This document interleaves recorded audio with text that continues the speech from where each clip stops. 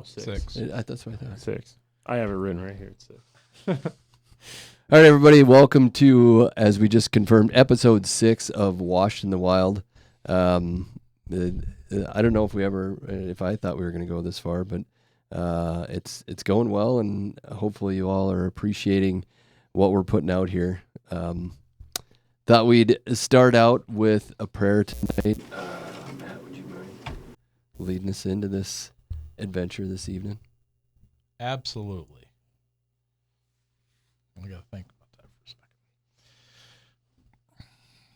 Lord, thank you for this opportunity to bring us together to talk about something that we are so passionate about in your creation.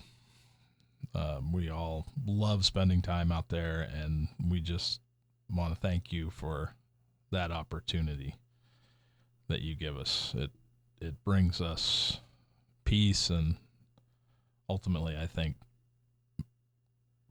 increases our quality of health, at least mental health, that's for sure. And so we want to thank you for that. We want to thank you for all the folks that are checking out the show. We want to ask for supernatural provision, protection, favor, and health to our brethren out there in the outdoors. Right now, everybody's ice fishing, and we just want to keep everybody safe and keep everybody on top of the ice and not in that liquid form. So with that, we thank you in Jesus' name. Amen. Amen. Thank you, sir. Maybe before we jump in, I don't know if this is bragging a little bit, but we had Gentry outfished me, and I hate to say that, but the day before that, thank you, Matt.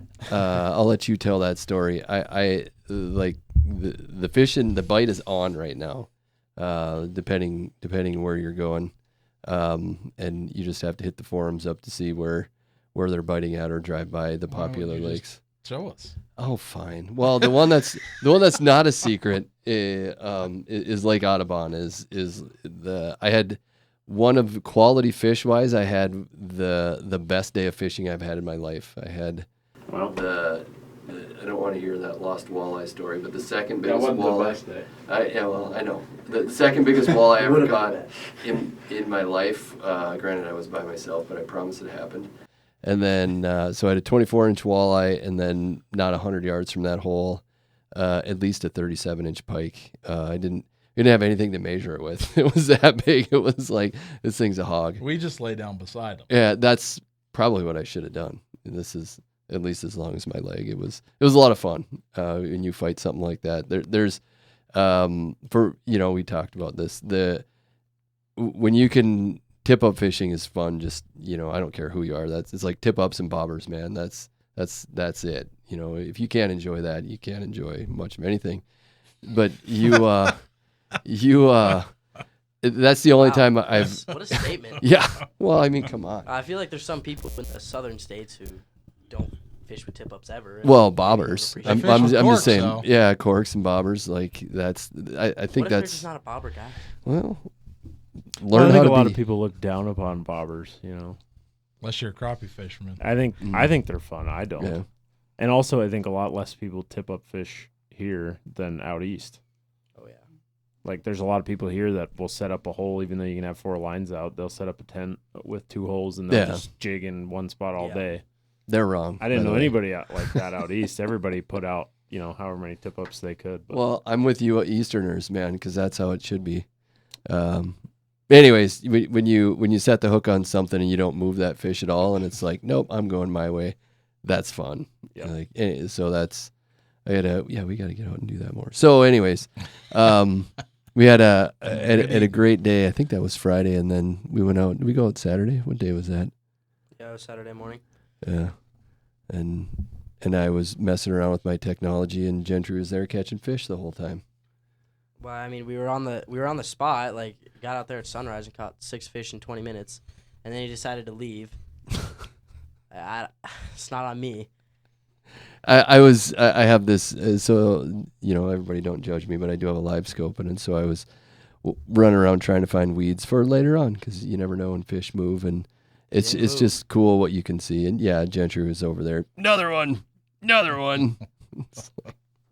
And they had to be walleye. Otherwise, Gentry they were just walleye. would have been wanting to move. Matt has this idea that I only want to catch walleye. I'm fine with catching perch. I have no issue with catching perch. You just don't pursue them. Yeah, like half the time when I go to a walleye lake, there's perch in it, and then we end up finding perch before we find the walleye. You find the perch, and then the walleye come with the perch, and it's a whole thing.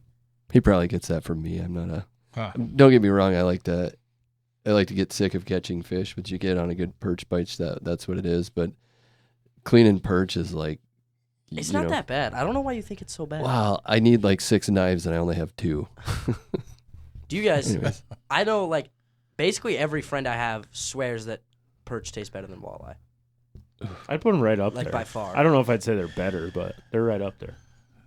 The only way I could describe it is maybe they're a little sweeter. Like I've had perch before, but like I think walleye's better personally. You think walleye's better? Yeah. I think it depends. Do you like? We're gonna have to cook him some pike and ask him what it is. I've been told pike's good. I've never eaten. I've had pickled pike once, and that was not good. No. Pike's good. If you cook it like I've you heard would a I've heard walleye fillet, it's good. A lot of people will say no, and I think that it's just because they're slimy or Bone. they got teeth bone. or all the bones or whatever. But I think the bones are easier on a good sized pike. Like the Y bones are a pain, but in terms of like getting them out of the fillet, like they're a lot easier to find. Like especially than perch. I mean, that's the worst part about perch for me. Is all the little tiny pins in there, but. Yeah, if you get your oil hot enough. But I think it really comes down to, do you like when you're... That's his motto, guys. Just get the oil hot enough and you burn the bones. Not enough. I eat some crispy fish at my house. If you if you like more batter and almost like a chip, then you're gonna like those perch, because the fillets just aren't as thick. Where if you like more of a big white fillet on a fish, that's a walleye. You ever done poor man shrimp? No.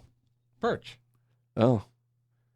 You do it just like shrimp and then put it on ice and dip it in cocktail sauce. Really? Yeah, little ones. Yeah.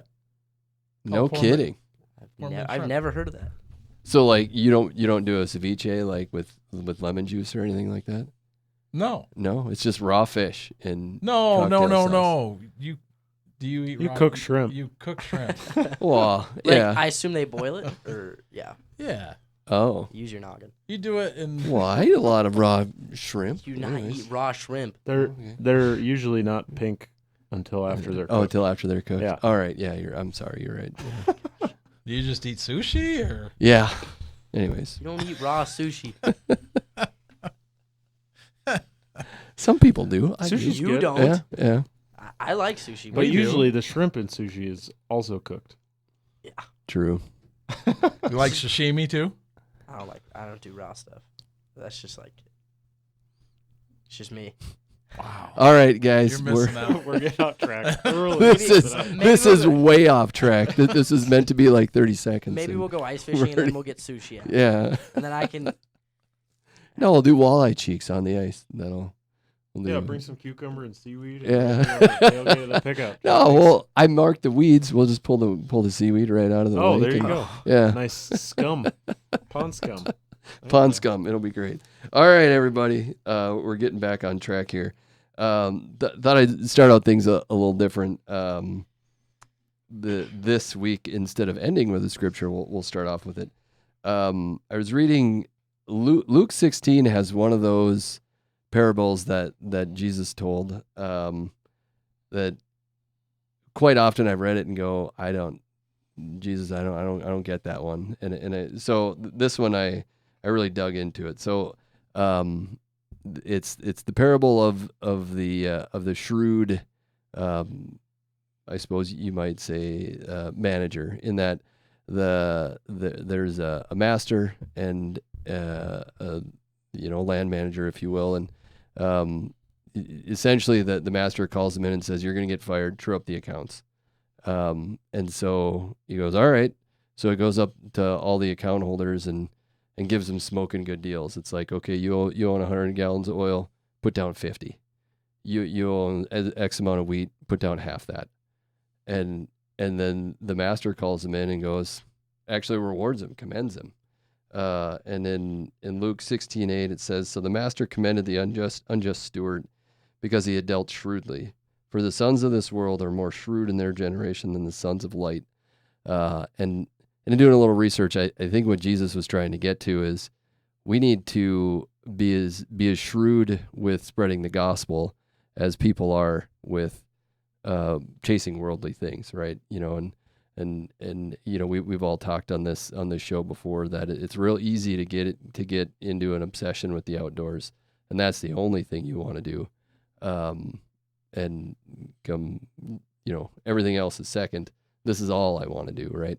And that's something that, you know, no matter what you've been blessed with, whether it's finance, land, you know, family, we're all blessed with something, and we're called to use it for the advancement of the kingdom versus just squandering it in ourselves. I read something in here that if we pursue the kingdom of God with the same vigor and zeal that the children of the world pursue profits and pleasure, we live in an entirely different world. It could be said that it is to the shame of the church that Coca-Cola is more widely distributed than the gospel of Jesus Christ. Simply, it is because the sons of this world are more shrewd in their generation than the sons of light. So anyways, let's take an example from the shrewd steward, and you know, be cognizant of ways that we can spread the word of the gospel as shrewdly and wisely as we can. So to that end, the goal for today is to have a preparing for the hunt conversation, along with getting your gear ready and taking care of gear, because I don't know about you all, I've been guilty of not taking care of the things that I have and paying the price for it, or not being prepared and paying the price for it. So I do have a couple stories to go along with a couple of these, but to let somebody else talk for a little bit. Do you guys have an example of either you or somebody you observed was or was not prepared, and how did that impact your time in the outdoors? I got a good one, and we can pick on Pastor Kurt a little bit. His first turkey hunt, we showed up at the spot, probably drove 40 minutes, got out of the vehicle. He didn't have his tag. Mm. Ooh, that's bad.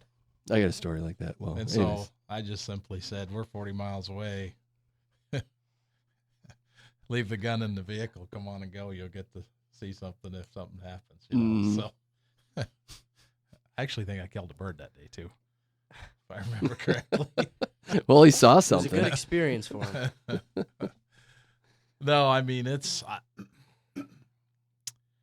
honestly, if you see my truck during deer season, there's extra hats, extra gloves. I don't use hand warmers, but there's usually hand warmers in there. You don't use hand warmers? No. You are missing out. If I'm missing out on sashimi, then you're missing out on hand warmers. That'll just make you soft, Gentry. You're getting soft, very young. So you. I don't use them deer hunting, because I'm always like doing stuff with my hands when I'm deer hunting. But like waterfowl hunting, fishing, I use hand warmers. Well, I heard recently, I don't know if it was true or not. I didn't do my homework on it, but somebody had one that like blew up or like lit on fire like in their hand. Yeah, there's a lot of, like, my brother-in-law has a butane one, and I could see that being a problem. That might have been what it was. Yeah. That could definitely do it. So. Because he was all talking up, and it's awesome. Oh yeah, you know, and it lasts forever, and it's hot like right now. But yeah, that would you need a butane bottle for it. And did said person get hurt? They had it was like a picture of their hand. It looked like there was like soot, kind of black. I don't know if it was how burnt it was under there. I'm assuming it's probably pretty burnt. But I don't know. I just remember kind of seeing it in passing when I was wasting time on my phone. But just a So we just random need some tidbit. firecrackers if we go fishing with him and just walk next to him and light pulls one. the hand warmers out, starts shaking them. Pow! See what happens. You're just trying to ruin hand warmers for me. Might stick his foot in the hole again. Yeah. You don't need them. No, seriously, Ryer does the same thing a lot. We just have extra stuff, because every one of us have forgotten. I talked about that last week, I think, about prepping to go predator hunting and then forgetting my pack. Yeah. Which means I pulled out. I didn't do what I was going to do, just because I didn't have my gear and it was cold. So, yes, invariably, if you hunt much, you hunt with other people, you're gonna forget. But the more you do it, I think the more it is likely that you're gonna have the stuff.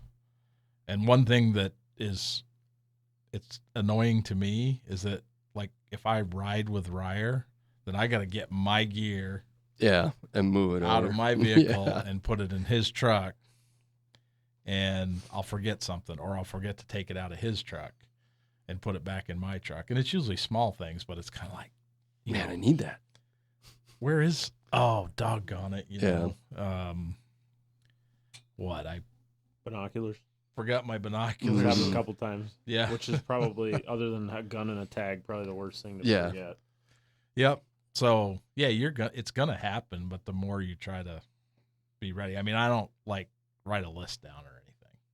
That's funny because when You I probably wrote write that, a list, and you I'm quite sure. That I would still make forget sense stuff. That you would write a list down. He does not write a list. No. I'm surprised it's not on a He has a computer. mental list. it's in my checklist phone. where you can It's hit, it's definitely my checks. phone. You do not have a Next to list each of all thing. your hunting stuff in your phone. You want to see it? I do, actually. All right, I'll show it to you right now. If you guys are Anyways, listening. move right on. No, I'll show it to you afterwards. All right. It's in my notes app here. Anyways, anybody else have anything? One that I have, which I already recounted this story a little bit, so I'll keep it short.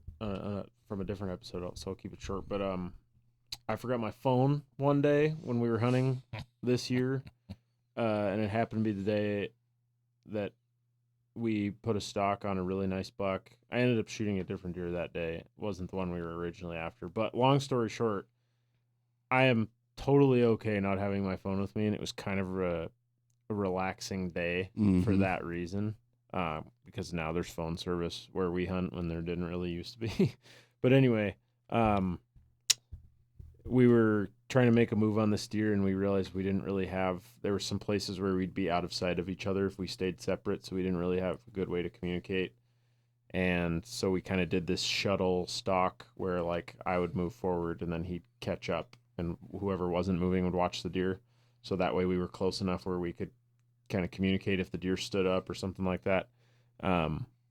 And it just took too long. Ultimately, the deer ended up getting up like right in the nick of time when I was just almost to the point where I was ready to shoot.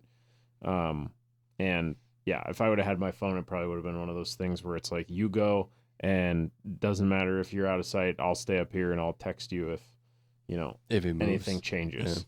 Because that way we don't have to shout, we don't have to wave our hands and try to do all these hand signals, because the deer's wasn't quite out in the wide open, but was open enough where you could see something like that. So anyway, that was one where it was a little bit bittersweet, but in terms of the actual logistics of the stock on that deer, it would have been very helpful to have some kind of communication, walkie-talkie, phone, something like that. So. Yelling didn't work. No, I couldn't hear you. I know. No, he was 100 yards away hollering at me at one point, and I couldn't hear him. So I guess that wasn't a concern for So the it was deer a flat, after all. calm day, is what you're saying. It was not. Yeah. It wasn't bad. It No, just, it wasn't. But It the wind just- was blowing in our faces as we're going towards Yeah. the deer, and I was in front of him, so the sound's kind of carrying the opposite direction a little and bit. he's but- crawling, making noise while he's crawling. Yeah. And so, I mean, I talked about, material stuff, but, you need to know where you're going, how you're going to get out, stuff like that. So that's where for anybody interested that's not done this before, scouting, Absolutely. know how you're going to get in there. Have a way, right? A map, Onyx, something, some navigation tool. if you're, comfortable and you can remember landmarks and, northwest, where you can use certain stars or, you actually can orient directionally, a lot of people can't do that. And what happens if you're walking out in the dark? That gets people. A light, Mm. And so I probably usually have like 2 headlamps and a small little short mag light thing in my pack all the time. I hardly ever use them, but they're there just in case. Mm-hmm. Well, navigating at dark, right? I was just that same. I won't name names, but there was a couple guys I was on with that or fishing with at work.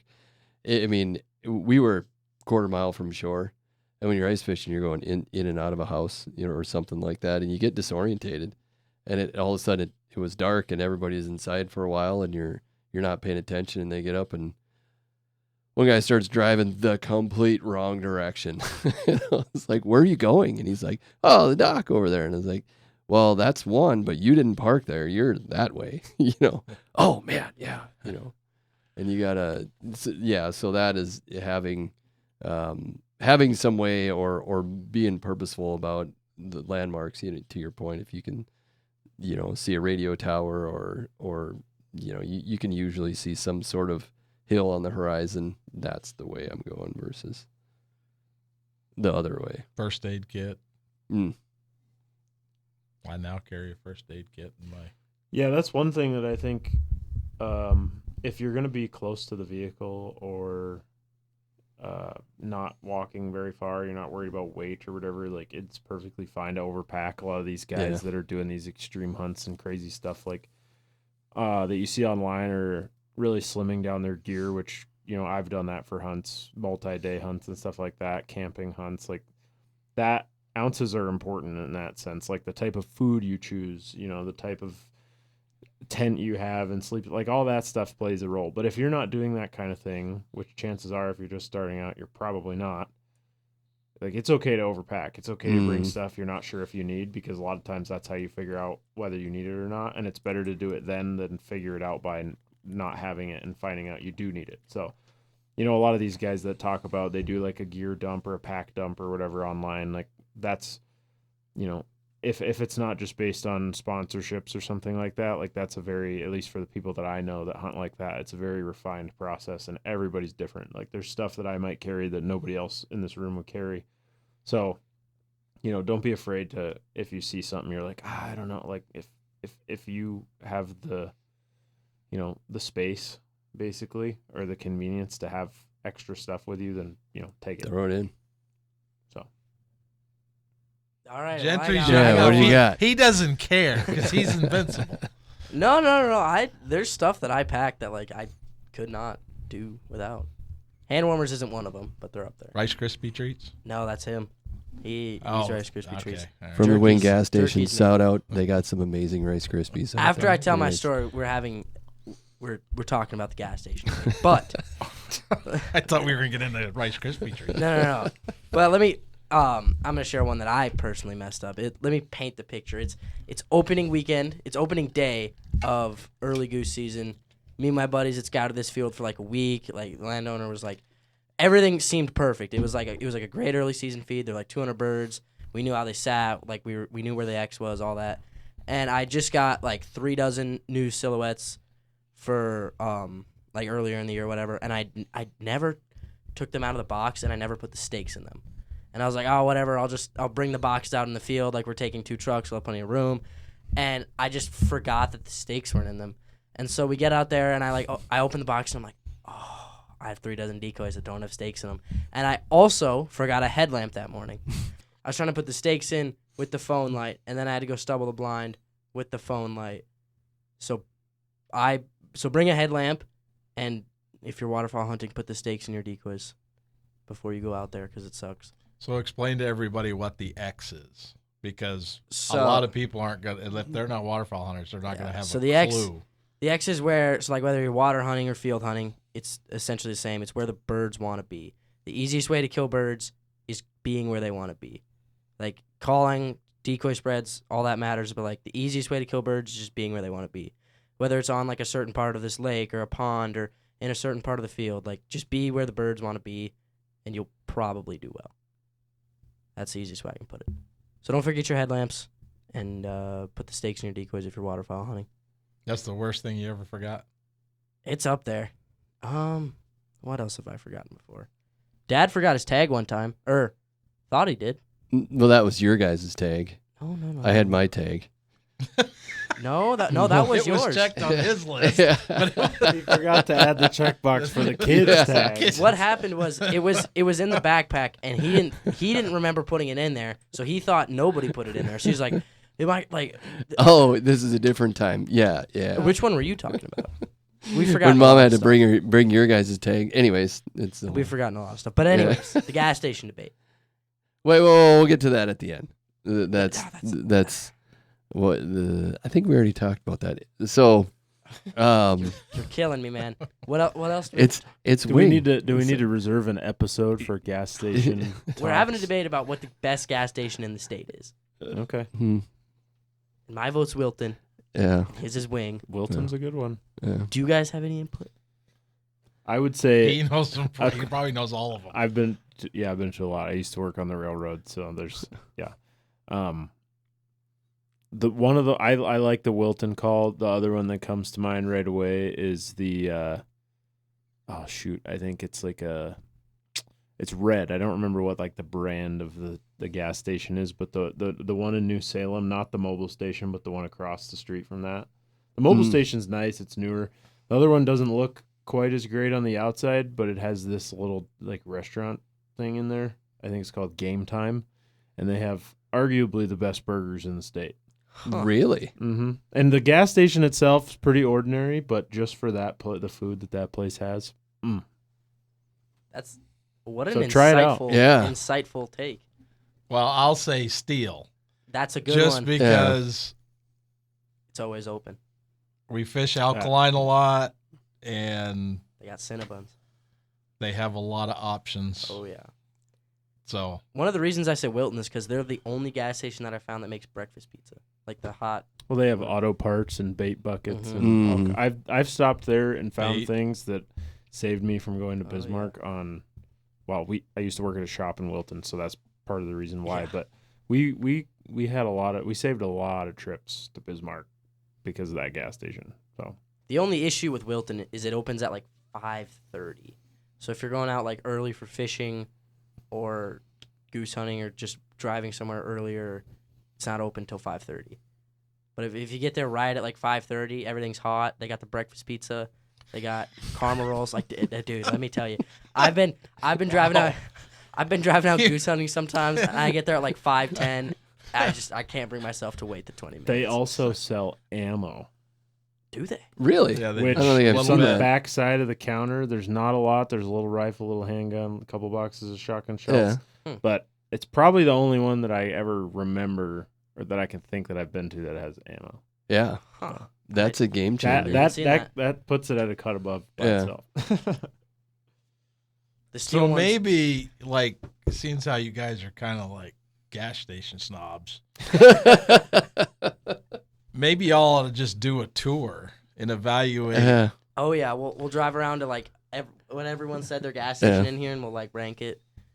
For me, Yeah, say so why you so like mine, the you guys are gonna rate. It's the Wing Cenex, and shout out to everybody. So they're owned by the same people in the Underwood, or excuse me, the Wilton Cenex. I won't bring up the Underwood one. That's on the other end of the spectrum, in my opinion. If anyone's listening from Yeah, rural sorry North about Dakota, that. We're not trying to be Sorry about that. So the Wing gas station, what it lacks and all the stuff. Every time I'm in there, like the service is awesome. They got their cappuccino machine never runs out. It's never like so. calling me I have soft for using I have an can warmers, and addiction this guy's drinking to cappuccino. hot chocolate. And I should say the hot chocolate machine, but if I go up there and I hit the button and water comes out, it's an F. I don't care how good everything else is. You get an F in my book. And there it's never empty. And they have the world's best Rice Krispies. It's like You can't eat it and not feel terrible if you eat the whole thing. So, anyways. I will say, little tidbit about the wing gas station. Last weekend, me and my buddies had a flat on the ice. And it was the only time I've driven on the ice this year. No, listen. It was a stroke of bad luck. So we were... I wish people could see my face right Yes, now. me too. Dude, like, I don't know how it happened, but... So we were on this one spot, catching a bunch of small perch, and there's this deep hole on, like, the other side of this lake. We were like, all right, whatever, we'll go over there. We're about halfway there, and we all heard it. It was like, me and my two buddies, like, you should pop, whatever. We get out, and we're like, what did we pop on? Like, was it the ice? Like, and we found, like... Because obviously we slid because we were on the ice when he hit the brakes or whatever. But like 10 yards back, 5 yards back, whatever, there was like the stakes for the ice houses. You know, like if someone they can bend and break off. There was one of those sticking up out of the ice, like not a lot, but just enough where it would get a tire. So we change it, get back on the road, and we're like, we realize his spare's not all the way full. Like it's not flat, but it's not full. Mm-hmm. And we were like, well, I mean, because we were around Robinson, and the name of this lake doesn't matter. We caught a bunch of small perch. Mm-hmm. So we knew Robinson didn't have air at their gas station. We were like, all right, well, Tuttle is not gonna have it. We were pretty sure, and we were like, wing. And our other buddy was driving out, the other way on the highway going east. So we're like, can you look at wing and check like if there's air, because if not, we're going to have to try and chance it to Wilton or, like, start knocking on people's doors and, like, Tuttle or something and find someone who has an air compressor. And he didn't stop at the gas station. He just drove past, and he's like, nope, they don't have air. And we were like, all right, well. So we get through Tuttle, and the tire's doing all right. And we were like, all right, we can make it to Wing. If they don't have air at the gas station, we're going to have to just knock on people's doors and find someone who has an air compressor because we're not going to make it to Wilton. And they had air there. See, I told you guys just a couple weeks ago about the Temu air compressor. I might have taken my advice. Yeah. It's in my pickup without fail every day now. After that, because it saved me. So I might have to. Don't have to go Temu. I mean, you could go American Made or something if you wanted. But so American Made's expensive. The two things I got out of that is that if you are going hunting or fishing with Gentry, drive separately. And or bring tire plugs. And the other thing is hunting and fishing so many times without getting a flat. It's just like this past year has not been ideal. I've been hunting or fishing for, not to sound arrogant if I do, but 18 years. I've gotten one flat. I mean, the goose scouting one you could put on me. I don't understand how you could put the second one on me. So the second thing. So number one, if you know Gentry, don't go with him unless you drive separately. Yeah. The second thing is the whole thing about it doesn't matter the name of that body of water near Salem is probably they probably weren't catching little perch. Otherwise, they said the name of the body of water. I promise you we were catching tiny perch. Lake Jasper, if you're wondering, it's north of Robinson. We only caught tiny perch. Okay. Here we go. Yeah, it's a good lake. The access is a little steep. We probably would have caught better fish. We would have made it to the spot we were going to, but we didn't. But the bottom line is being prepared. Like, yeah, if that's what you take out of any of our stories, be prepared. There's so many. I had one in Missouri when we were raccoon hunting that 3 flat tires on 2 pickups. Had to leave a truck behind. Yeah. And limped home on one. So that's probably the worst one, but we were laughing the entire time. So were you driving through fields of glass? Or we were just driving field roads and rough roads. I didn't have a whole lot of money back then, so let's just say my tires are pretty slick. Mm-hmm. We're in very good shape. So, yeah. It was hilarious. Oh, I bet it would have been. We didn't have plugs with at us. The time. We didn't have a compressor or anything like that, but, we went back. Now we got a great story. And you figured it out. Yeah, we got it done. Right? We weren't even, upset about it. It was just like, okay, move the dogs over to that truck. we piled in the other truck and went back and We'll come back and fix it came later. back the next day and fixed her up. So I have a story that's actually not about hunting or fishing. In my younger years, when I was probably closer to Gentry's age, 18-year-old Dan, the first time I ever went, I used to do a lot of backcountry hiking. My brother would always organize these trips, and initially he used to coach a cross-country team. And so it was a way to get the kids in shape, get them out in the woods and go hiking around. And so we went to, I think this is the first big one, we went to Glacier. And if you know my family, we're not punctual. And let's just say we got started way too late out of leaving out of North Dakota. So we got to the trailhead after a wrong turn. We almost went into Canada. Nobody had passports. They let us turn around. So anyways, we get walking, and it's kind of like your story last week, Ryan, or a couple weeks ago, where we were hiking in the dark, like dark, for at least 2 full hours. And we were, obviously I think there was like 6 of us there. So we get to where we're going, and this is bear country, right? And none of us had experienced anything like this before. And all of a sudden my brother goes, I don't have a rope. And we're like, what do you need a rope for? And he's like, well, we got to hang our food in the tree. And it's like, I don't care. I'm going to sleep. So, all of us didn't really care. We had grocery bags with Dinty Moore and whatever the heck else we had hanging like maybe 6 feet off the ground. It wasn't going to stop anything. How far was it from the campsite?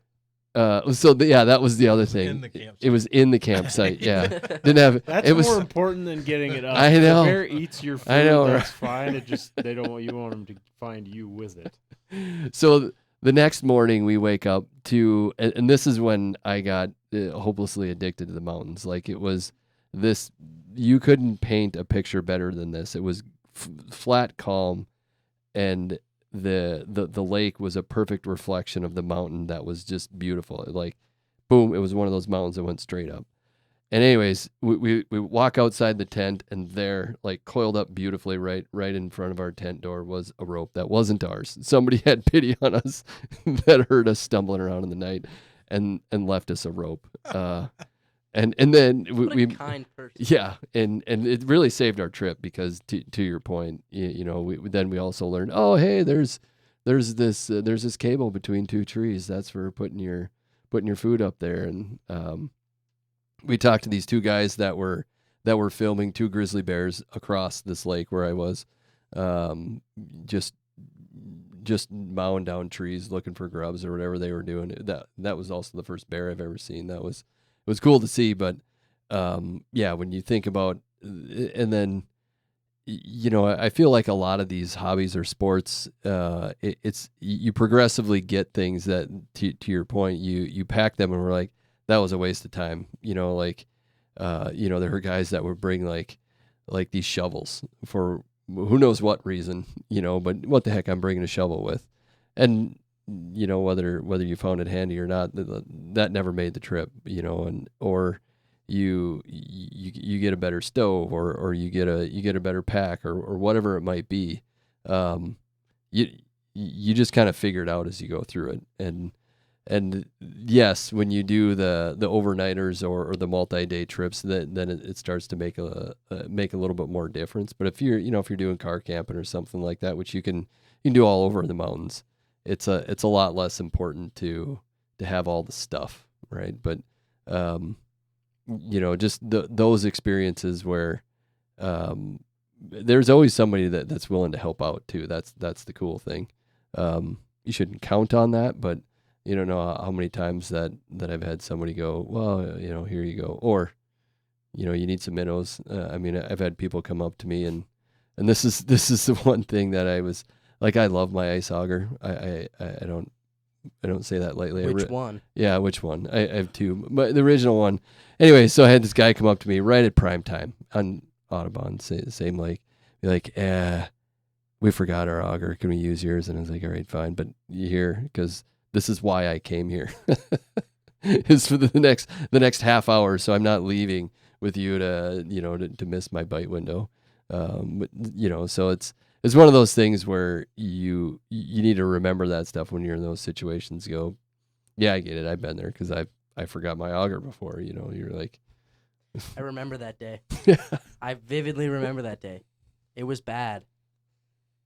Anyway, Yeah. Go ahead. I was just gonna say, on the topic of fishing, we got to take a moment of silence for Landers. Oh yeah, They're closing next month. mm-hmm. Oh, really? Yeah. If you go there right now, everything they have in that store is 50% off.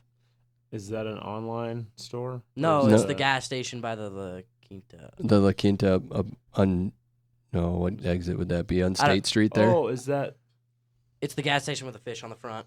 They have like, Northside Bait and Tackle? Yes, Northside Bait and Tackle. You got I it. didn't know it was called Landers. Got Yeah. it. Yeah, that's a bummer. yeah, Yeah. they have like the best minnows in Bismarck. Dang.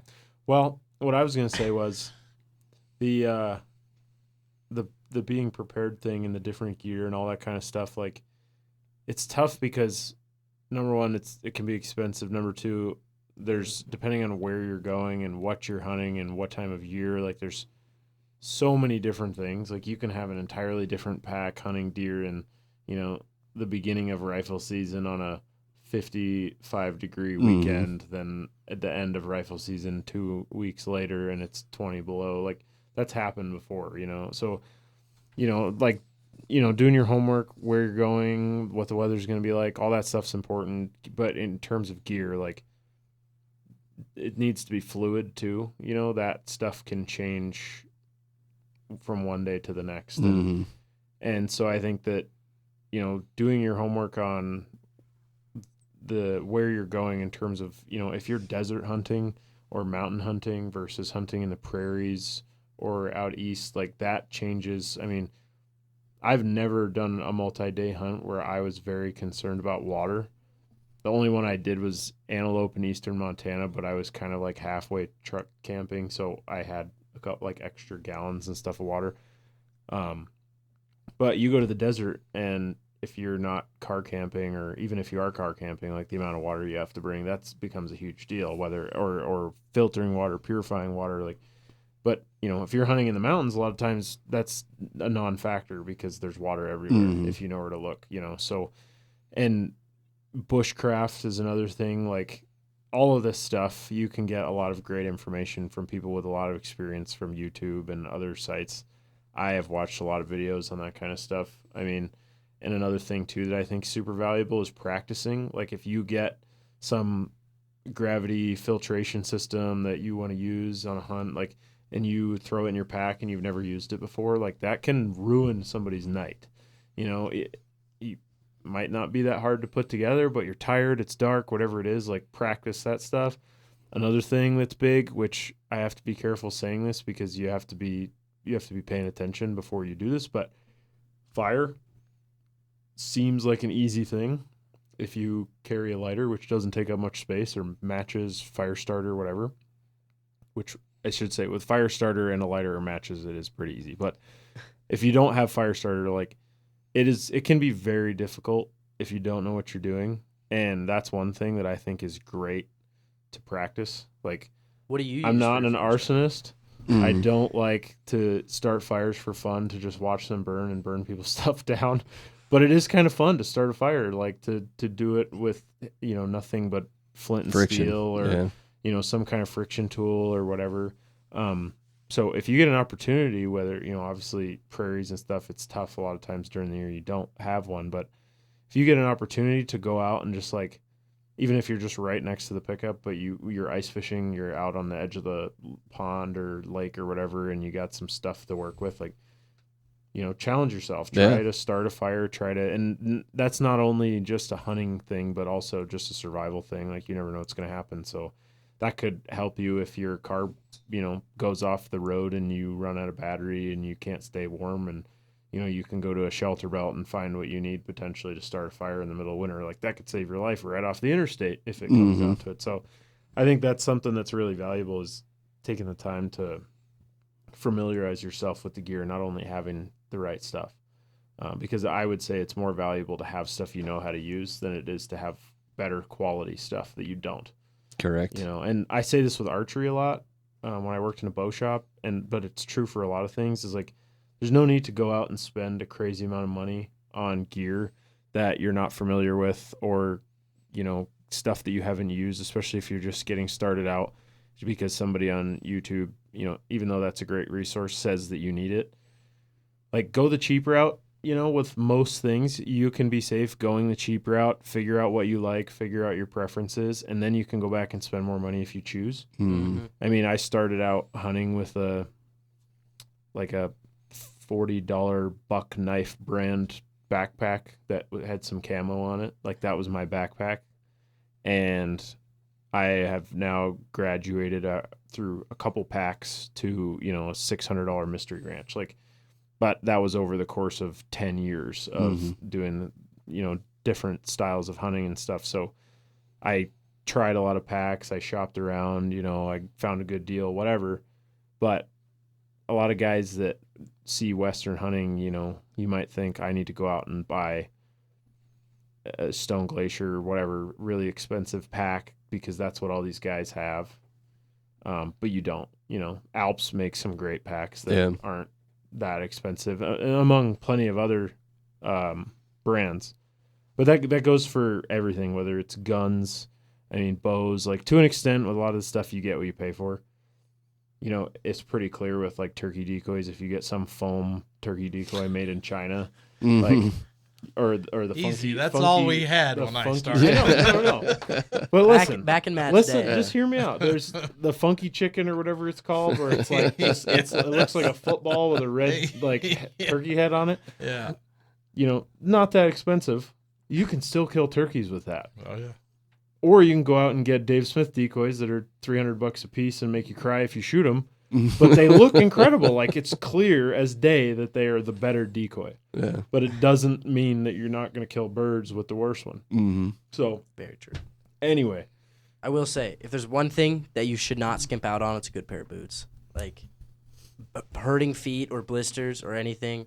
Doesn't matter if you're, like, day pheasant hunting and you're a mile from your truck, or, like, in the mountains, 3 days in. Like, hurting feet is the number one thing that, like, is just not good on a hunt. And you're miserable. Yeah, However, if your feet or hands are cold, no moleskin. thanks. Yeah. good pair of boots, expensive pair of boots will not save you from blisters and hurting if you buy them right before you go. Yeah. Obviously. Yeah. That's something that's not super obvious to a lot of people. Like, when I worked retail, sporting goods, a lot of people would come out and they'd be like, "Oh, I'm going on a hunt next week. I want to buy these Kenetreks or whatever." And those are hard-soled mountain boots that take a lot of time to break in and use. Not only just sitting there wearing them, but and most expensive things are that way. Like, they take more time to break in. You go get a Christensen rifle, like, people say you have to put 500 rounds through some of those barrels before they really start to stay consistent velocity. Like, there's a lot of stuff like that, and that goes for not only buying stuff, but practicing shooting too. I mean, everybody's guilty of it at some point, showing up to the range the week before season starts with your bow or your gun or whatever it is, and sighting it in or checking it or whatever.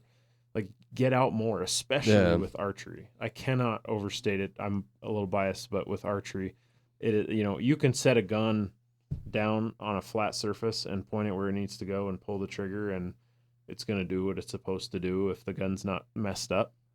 But with a bow, it relies on the person. So it would be very bad for the rest of this podcast if I went down the archery track. So I'm going to stop there. But Fishing, archery, ducks. What are you, Matt? What's your forte? remember Turkeys? the conservation. Oh, the apex grind- predators. The management, wildlife management, not management stuff. Apex predators. Grinding his teeth, he said. I'd say that's his from knowing him pretty well. But anyway. Well, that might be the next part about Matt. You and I talked about this on Sunday. We've shared some stories where we'll call it, we were the buffoons, or we learned the lessons. Do you guys have any stories where and I have one I'll share that I have to say some apologies, and I'll do that publicly here, but where you saw somebody and you're just like, man, this guy doesn't have any idea what he's doing. What is he even doing out here? Any Any stories like that? Pretty much every season. Because we do spend a little time on public land some years, depending on what situation is and where the deer are at or whatever. And, he's constantly seeing people hunting with the wind at their back or skylining or, walking through all of the cover. We're talking about deer hunting, it's frustrating, but I think I sent you guys an article about the casual hunter, right? Mm-hmm. So, one, you don't know what their experience level is, what they're doing, and somebody's been doing it a long time is probably gonna have their own artistry to how they hunt. But happened this year. I think it was with you, right? We watched the guy walk out. I don't know. Maybe it wasn't you. Maybe somebody else was with me. But, the guy comes walking out, and my son-in-law talked to him. Oh, yeah. Just to see if they'd been seeing anything, out of curiosity. And it's kind of, we were headed in to do this probably 3-mile loop and hunt the same section, and so on. And my initial reaction was, my son-in-law said, he's just been walking all the bottoms of the coulees and stuff through the timber and whatnot, which we don't do. We don't even go in. Yeah. Unless we, you have to. Why? Disturbance. We want a sanctuary, Mm-hmm. and so we want a place for the deer to, they stay there, type of thing. They feel safe. Anyway, Ryer and I are sitting there talking about it. We're kind of bummed because that's where we were going to go. But then at the same time, this guy had walked quite a ways to get into that area. And so it's like, I think I said to you, I'm like, I give the guy props for just doing it. Because if he harvested an animal in there, he worked for it. Yeah, and we've done it. It's not an easy deal to get an animal out of there. So, having some, I guess, grace. And then that article was kind of cool about the article, which I never really thought about it, is, that might be the only day or period of time in that day that somebody was doing that. So it's not like it's pushing every deer in the country out. Yeah.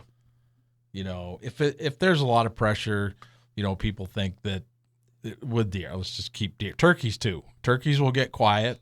If there's a lot of people calling at them and so on, they get a lot more nervous. If there's a lot of people working the birds and stuff and they're seeing people, and deer will we say they go nocturnal, but they're not necessarily going nocturnal. They're just tucking in somewhere into a really tight patch that basically you can't find them in. Mm-hmm. Without them getting out of it, that kind of stuff. I mean, it's not like, these animals they think like a human. It's about repetition and bad experience over time. And so having some grace for those people, for those avid hunters out there, and I'll use the term avid loosely because some people figure they're avid.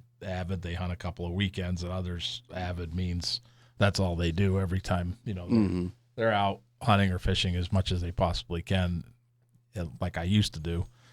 And so, just have some grace for those people.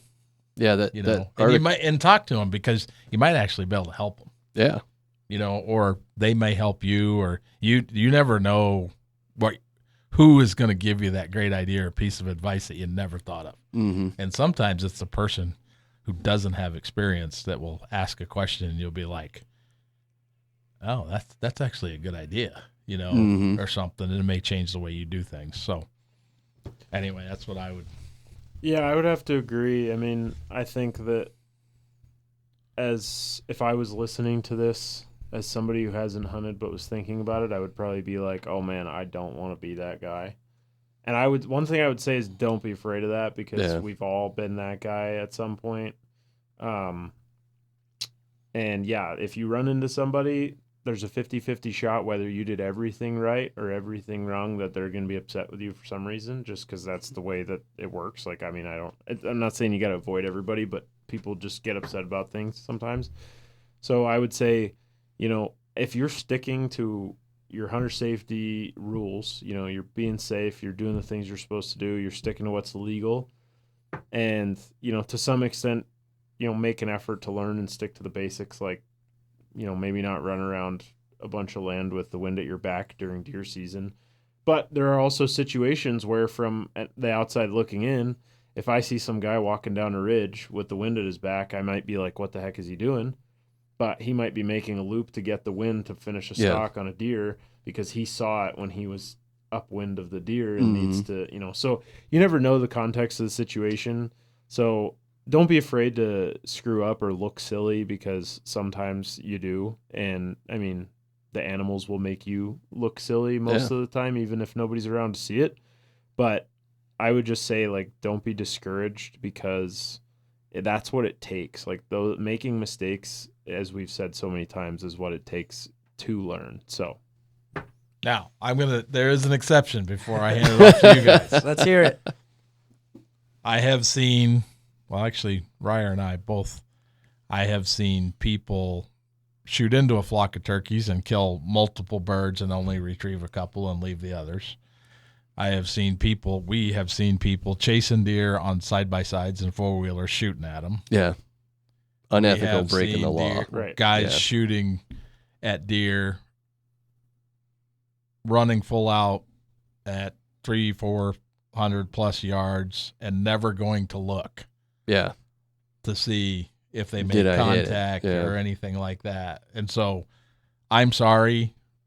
Well, I'm not sorry. Take that back. I'm not sorry, but you need to change your ways. Yeah. If you're one of those people, you need to stop doing what you're doing and change your ways, because it hurts it for all of us. That's where that legality and, Ethics. Following basic safety rules comes into play. I mean, if you're doing that, like, you're not going to find yourself in those situations. And I'd say the only one that I can think of that's kind of like isn't really covered by either of those, that's kind of, from my understanding, an unspoken rule of public land especially, but private too, because if there might be other people hunting it besides you. If you see somebody and you're hunting, go the other direction. Yeah. Like, if you are walking out or you run into each other, like, so be it. If you come over a ridge and some guy's 100 yards away and you couldn't see that spot, like, it happens. We understand. Those are the times where we stop and we talk to people and we trade stories or say it's going this way, whatever. Like, that happens. Don't be afraid to run into people. But, like, if you see somebody sitting on a ridge, or walking a tree row on the other end when you get out of the pickup and they're pheasant hunting, or you see somebody, whatever it is that you may be doing, or if you see somebody sitting on a slough in a field during duck season that got there before you in the morning, and there's another slough 100 yards away, and you go set up, like, give people space. Don't intentionally go towards somebody when you have an opportunity not to. That's the only thing I would say that's, like, it's not really in the law. It's not really necessarily sometimes it's definitely a safety hazard, but sometimes it's not, because a lot of times you see each other before. But, like, unless it's incidental, generally, if you see somebody, just cut your losses. Like, sometimes it sucks, you lose your spot, go the other direction. Yeah. That's just especially public land, that's just an unwritten rule, I think. Well, you bumped into a guy this year turkey hunting. Yeah, going in the same awesome. spot. His name's Sam. He's a great dude. Hopefully he's listening to this, but he's from Mississippi. Came up and hunted, and we ran into him on private land in a spot where I didn't know that anybody else had permission. And so I asked him. I said, "Do you know the landowner? Do you have permission?" And he said, "Yeah." He said the right guy's name. And I was with my wife, who was 7 months pregnant at the time, 6-7 months pregnant. She'd never killed a bird. So I was like, "Listen, dude, I've got a plan. So you can either you can either go somewhere else or you can sit with us, but I'm not changing my plan," because I knew where the birds were roosted. I knew how to get on them. I had done it the day before, and I was slightly in the wrong spot, but I figured out the right spot. Anyways, long story short, he was just like, oh, absolutely, I totally understand. She gets first dibs. I'll come sit, and he's like, I'm decent at calling, so if you want me to call some too, I can. Turns out he's an awesome caller, way better than me, as most people are, and as most people from the east and especially the southeast are with turkeys. Incredible callers just by default because you have to be. But he was awesome, and we had a good hunt, and my wife had an opportunity to shoot some jakes, and she chose not to, which that's totally fine. But he called birds in for us, and that was great. So like there are alternatives. You don't always have to go. And you stayed in communication with him too, Yeah. right? Like you guys. Oh yeah, texted I back still have and his phone number. Oh, yeah. We last talked a couple months ago. Texted a couple times, but yeah, you can make some great friends by those times too. Mm-hmm. But isn't it amazing how, that was from you extending it out? You could have just been like, "What? This guy doesn't belong here. Get out of here." I mean, I'll be honest. I wasn't too happy when I saw him. But he seemed to know what he was doing, and I wasn't gonna I'm not a warden. I'm not gonna check his tag and check his license, anything like that. Like if he's confident that he's here legally, like I'm not gonna be the one to tell him he's not my job. But in most situations, if it was just me or if it was me and a buddy or my dad, like I probably would have been like, "Where do you want to go?" Mm-hmm. And I would let him say this is where I was planning, and then I'd go figure something else out. Like that's just kind of how I operate, because kind of like you said, like someday the favor might get returned to you. Yeah. But considering I was with my wife, she wasn't in a physical state to be walking super far or hunting super long. I was like, "Listen, dude, here's the situation. Like I'm taking the lead on this one, and you, whether you like it or not." And he was super respectful, and yeah, so there's a lot, just as many good experiences as bad, if not Absolutely. more. So I've kind of alluded to you guys to this. This happened to me on Thursday night. I was that same day I shared with everybody. I was caught those fish. It was an awesome day. Had some guys from workout. And got them on fish. They did phenomenal. A couple of guys got their limits. But in the process, we had some folks move in around us, which wasn't really that big of a deal. Like I said, we all got fish. The end of the night, there was this one house was just doing amazing. So, like any good fisherman, I went and marked the hole that after they tore down the house and were left. Mark the hole, put some insulators on the hole, and I have a tip-up bag. So I set it right there, marked the hole, so I knew exactly where to come back. So I went and helped some of the other guys get off the ice, make sure they're good to go, and set them off. My brother was still out, and I still had my house set up. And there was these two other groups that were still there with us, and they were kind of tearing down as I was going to help these guys leave. And I'm coming back, and they're driving off the ice, and they almost ran over one of my tip-ups, and I'm like, what are these people doing? They kind of, and I drove on the ice, and I'm kind of a pansy when it comes to driving on the ice, and they like drove within probably 20 yards of my truck. So then now I'm like, well, what are these people, get out of here. What the heck are you doing? And so whatever, they left. And so I go to check my hole, and my tip-up bag's gone. And man, like I went from having a great day, having one of the best days of fishing I ever had, to just pissed off. People took my tip-ups. I'm, just like texting the guys, "Oh, those people around us, what are they doing?" Just total judgment right now, and just angry. And so I get, so whatever, that day I get off the ice, and it's Sunday morning, and of course it has to be Sunday morning. I'm getting ready to go to church, and I wake up, and one of the guys that I'm fishing with is like, "Hey, is this your bag?" And he sends me this post from one of the ice fishing groups, and it's this on Facebook, sorry, saying, "Hey, we were just on Audubon last night, and we found this bag. If this is yours, let me know." So immediately I'm totally humbled, like, oh man. So and it took me a couple days to hook up with him, but literally tonight at 5:38, I got my tip-ups back. Stopped and talked to this guy. Great guy, he wasn't, his son was the one that was kind of guiding him around, do the same thing I was doing, trying to bring the family out there, get the kids involved and doing all the things.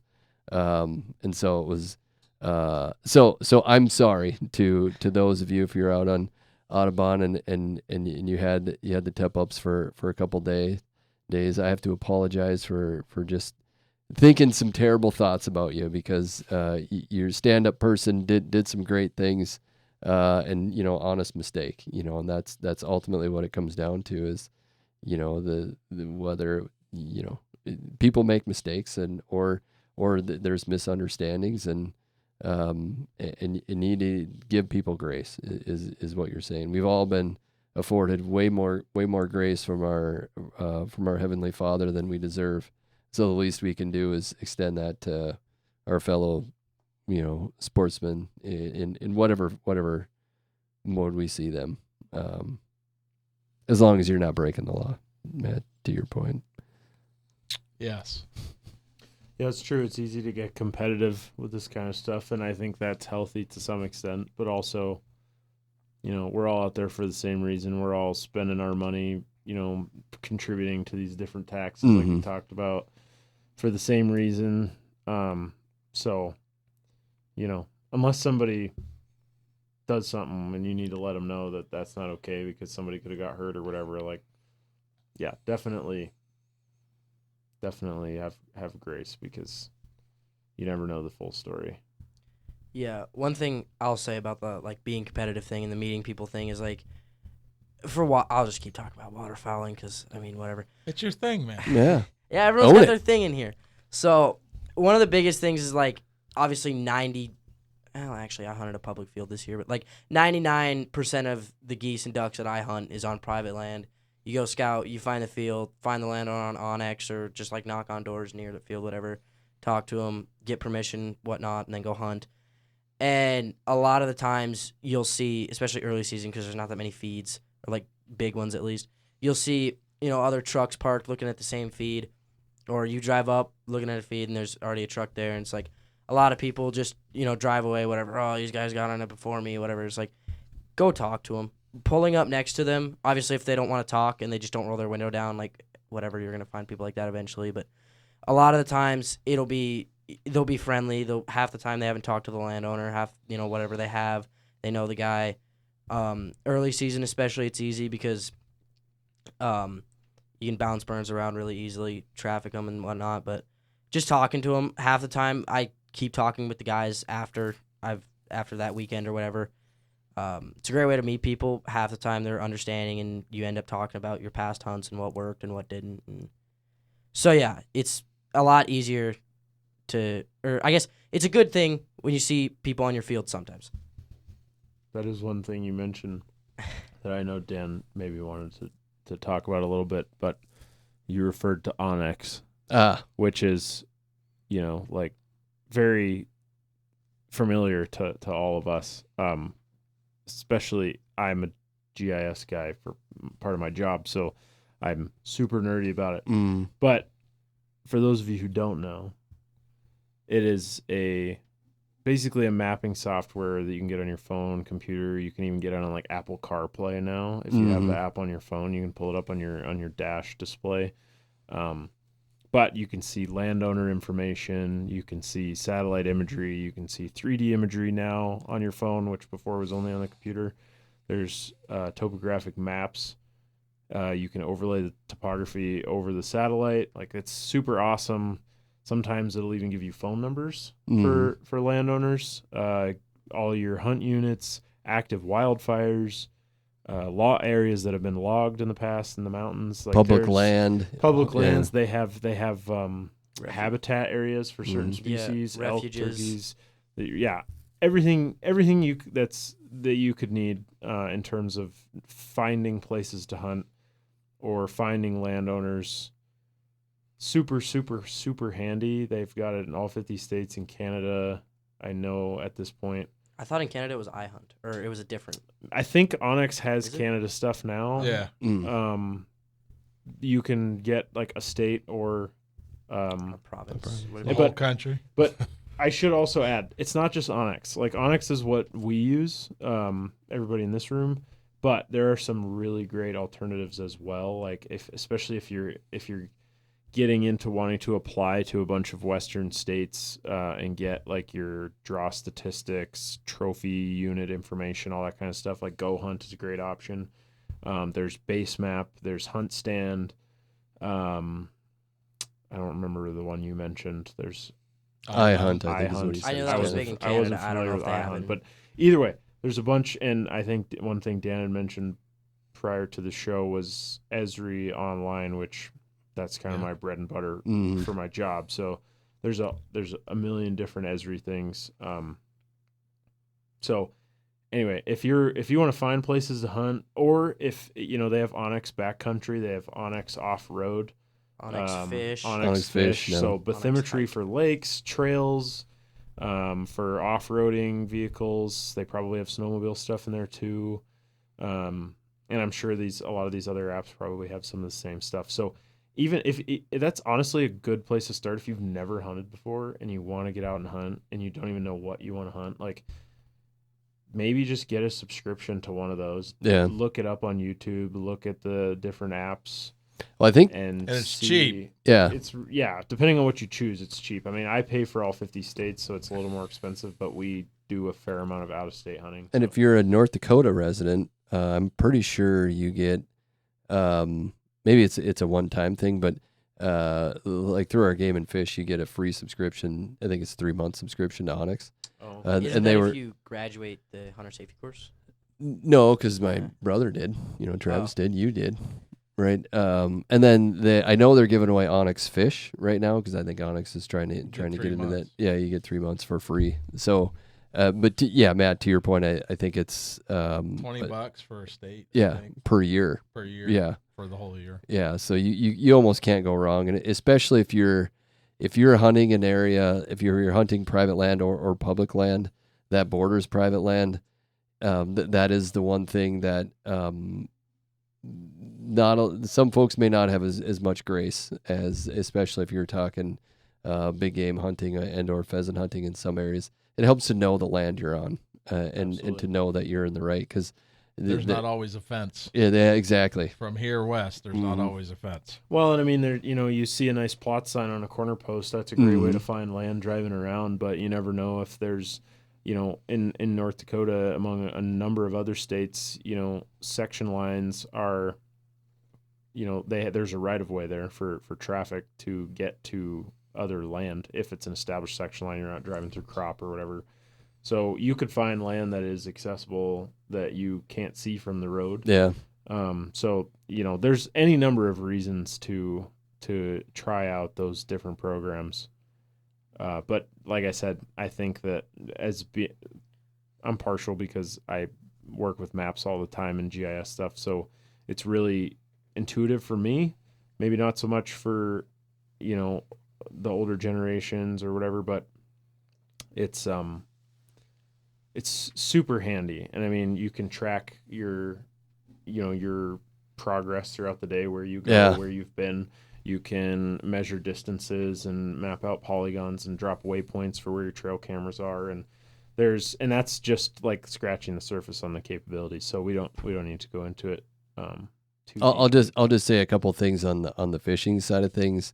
The reason why I had that Esri Online, that's free from the Game and Fish, and it's for a free app, I would say it's better than any of the apps I've ever used. Sometimes it's not as detailed as far as the contours that they have, but you get your dot on the map where you're at if you have cellular reception, and it's free. Did I say it's free? It's a heck of a tool. Is it free? It's free. One more time, that's free. We actually used used an Esri. I don't remember what it's called. It's I don't know. It's deprecated now that they don't have it available anymore. But we used an Esri application before we ever knew about any Onyx or Go Hunt or anything like that. ArcGIS. ArcGIS Explorer is what. Yeah, Explorer. That's what it was. Yeah. But yeah, the ArcGIS Online they have now. That's another thing I really shouldn't start talking about. So never mind. One more thing before we go. Fact of the week. Yes. Oh. For this week's fact of the week, did you know that the pronghorn antelope is the only surviving member of its family There was originally 7 species in it, I believe, and now it's just the pronghorn. In North America, is what you're saying? No, that's the pronghorn's the only in the world. The pronghorn is the only. Well, there's other surviving antelope. member of its family. It's a different like. Oh, family like a of animals. subspecies of animal. Yeah. Oh, okay. Can I add to your fact of the week? Keep going. The pronghorn is also the only horned animal that also sheds, which I think is one thing that's pretty cool. They shed a casing off of their horns, and they have these weird little bone nubs that are left underneath. See, so now you're going to have to explain the difference between horns and antlers. Yeah. We'll save that for another day. Come on, man. It takes like 10 seconds. Well, one last, I think probably the most vital prep or gear that you can have with you is prayer. And that's one thing I wanted to throw out there. I know we've touched on it a little bit in the past, but whether you're praying for good luck or praying for safety or praying for something totally unrelated, whether it's before, during, or after, just do it. Amen. You know, Mm-hmm. I mean, and for those of you out there that may not be associated with a church or a faith, you don't really have to know too much if it's something you feel compelled to do. You know, it can be in your head, it can be out loud. Just share your thoughts and, you know, communicate with. Obviously, I am going to say that I know that it's God, and you may not feel that, but just if you feel compelled to do that, do it. And it doesn't. There's no. There are prayers that we know how to say, that we've been taught to say by Jesus, by the apostles, and so many people thereafter, but you don't have to know what to say. So I just wanted to throw that out there. Well said. If you know how to talk to a parent, you know how to talk to our Father, right? And if you are really intimidated by it too, just look up some prayers. Yeah. I mean, there's so many. I can rattle off 10, you know, recitable prayers right now that are really profound, starting with the Lord's Prayer, Our Father. Yeah. So that's one. If you don't know what to say, you could say that, and you could pray that for the rest of your life, and you'd be a heck of a lot better off than a lot of people. Yeah. So, anyway. Take God with you. That's you know, He's always there, whether you acknowledge it or not. But inviting Him into the situation, you will be more successful, and it'll be more enjoyable. At least you'll feel better about it. Amen. You might not shoot any more animals, but that's all up to Him anyway. So. Yeah. When you get all frustrated, when you think somebody stole your tip-ups, then God will tap you on the shoulder and go, "Hey, remember?" That one's good.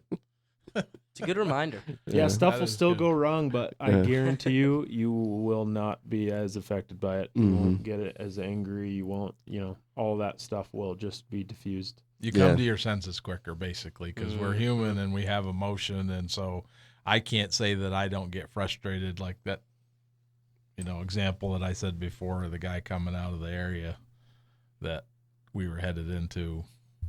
But it didn't take very long, I don't think, for me to say, you know what?